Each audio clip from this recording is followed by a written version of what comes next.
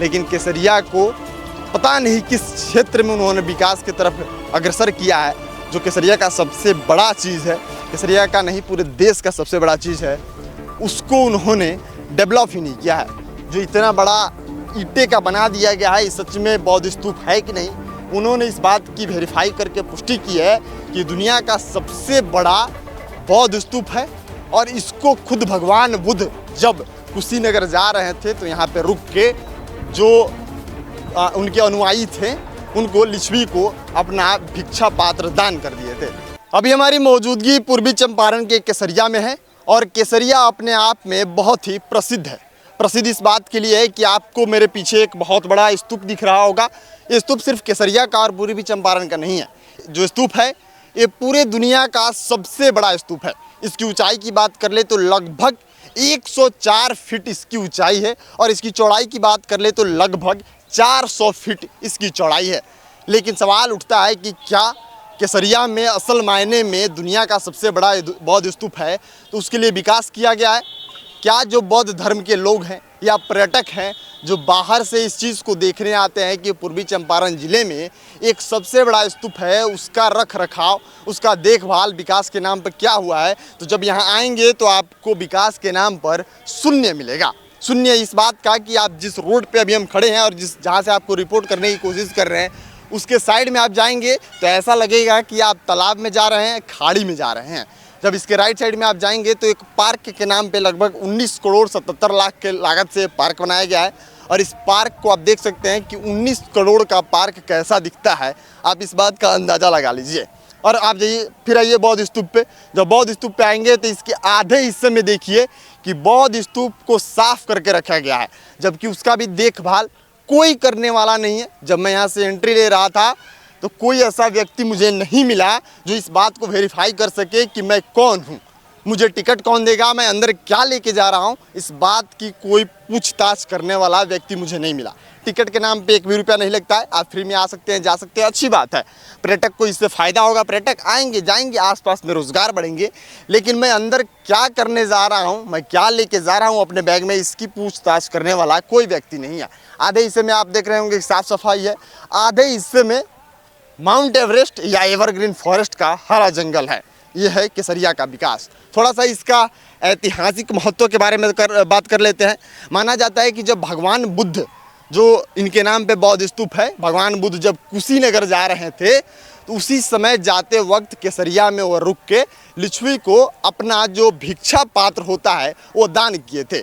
जब भगवान बुद्ध इसी रास्ते से, एक बार फिर से आपको बताते थे, इसी रास्ते से कुशीनगर जा रहे थे तो केसरिया में रुके थे और अपना दान पात्र जो होता है, भिक्षा पात्र, वो लिच्छवियों को दान कर दिए थे। देखिए विकास के नाम पे क्या सब है। ये पार्क है, पार्क के बगल में गड्ढा है ताकि बारिश आए तो इसमें पानी लगता रहे। यही है केसरिया का विकास। थोड़ा सा इसका पर्यटक स्थल के बारे में बात कर लेते हैं। केसरिया स्तूप एक पर्यटक मुख्य मतलब मोतिहारी जिले का मुख्य पर्यटक स्थल है, जहाँ देश विदेश से बौद्ध धर्म के अनुयायी और पर्यटक आते हैं। जो बौद्ध धर्म के मानने वाले लोग हैं, जो बौद्ध धर्म के फॉलो करते हैं, वो लोग यहाँ पे आते हैं क्योंकि ये दुनिया का सबसे बड़ा और टॉलेस्ट बौद्ध स्तूप है जो पूर्वी चंपारण के केसरिया में है। तो यहाँ पे बौद्ध धर्म को जितने भी मानने वाले लोग हैं वो यहाँ पे आते हैं, और आते हैं तो उनको एक ही चीज़ अच्छा लगता है, निराशा। विकास के नाम पे, देख रेख के नाम पे यहाँ पे कुछ नहीं है। संरक्षित स्मारक भारतीय पुरातत्व सर्वेक्षण एसआई द्वारा इसे राष्ट्रीय महत्व का संरक्षित स्मारक घोषित किया गया है। केसरिया स्तूप न केवल बौद्ध धर्म के लिए बल्कि भारतीय पुरातत्व और कला के लिए एक बहुत ही महत्वपूर्ण स्थल है।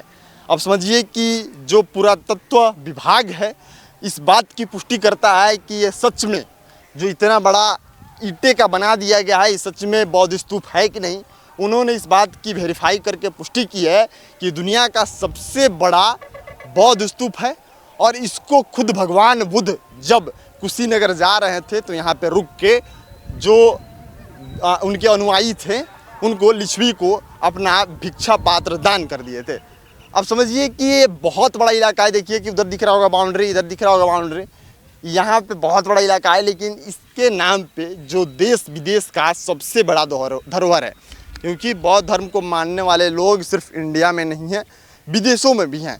जब वो लोग यहाँ पे आते हैं तो जब देखते हैं कि भाई उनके धर्म का इतना बड़ा जो स्मारक है, इतना बड़ा चीज़ है, उसको कैसे रखा गया है, तो उनको निराशा हाथ लगती है।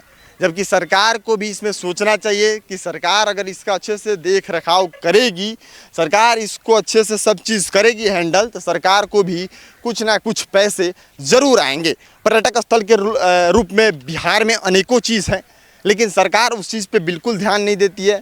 सरकार इस बात पे ध्यान अगर दे दे तो सरकार के राजस्व में और जो पर्यटक आने की संख्या होती है उसमें इजाफा हो जाएगा। लेकिन सरकार पता नहीं क्या सोचकर इस पे ध्यान नहीं देती है। जबकि यहाँ पे अभी भी आप देख सकते हैं, एक बार कैमरा रोल करके दिखाएंगे कि कम से कम अभी भी मैं देख पा रहा हूँ अच्छे से कि 100 से 150 लोग हैं। अब दिन भर में अगर 1000 भी लोग आते हैं, 10-10 रुपये का टिकट भी है, तो आप समझिए कि कितना पैसा आएगा। इसको देख रेख करने के लिए 3-4 सिक्योरिटी गार्ड होना चाहिए, जो कि मुझे बिल्कुल नहीं दिखा। मैं यहाँ पे था भी तो कोई नहीं दिखा। अब समझिए कि इस बात को सरकार को देखना चाहिए। यहाँ के माननीय विधायिका साहिबा शालिनी मिश्रा, जो बहुत वर्षों से यहाँ पे विधायक है, लेकिन केसरिया को पता नहीं किस क्षेत्र में उन्होंने विकास की तरफ अग्रसर किया है, जो केसरिया का सबसे बड़ा चीज़ है, केसरिया का नहीं पूरे देश का सबसे बड़ा चीज़ है, उसको उन्होंने डेवलप ही नहीं किया है। जब 15 अगस्त आएगा या फिर कोई देश में बड़ा कार्यक्रम होगा तो इस पर लाइटिंग के थ्रू आधे हिस्से में, जितना हिस्सा साफ़ है उतने हिस्से में तिरंगा का लाइटिंग कर दिया जाता है, ट्राई कलर का। लेकिन जब दिन में आएंगे तो आप देखिए आपके सामने आपका बौद्ध स्तूप, क्या आपका बौद्ध स्तूप किस हिसाब से रखा गया है। आपका बौद्ध स्तूप जो केसरिया का यानी पूरी दुनिया का धरोहर है, उसको किस हिसाब से रखा गया है। अगर आप ये वीडियो बिहार से देख रहे हैं या बिहार के बाहर से देख रहे हैं, तो आप क्या सोचते हैं कि केसरिया बौद्ध स्तूप का रख रखाव ऐसे ही होना चाहिए, या केसरिया बौद्ध स्तूप को एक बहुत बड़े पैमाने पर डेवलप किया जा सकता है। मिलते हैं अगले वीडियो में, तब तक के लिए आप बने रहिए नेक्स्ट जन ब्रॉडकास्ट के साथ। मैं शुभम उपाध्याय, बहुत बहुत धन्यवाद आपका।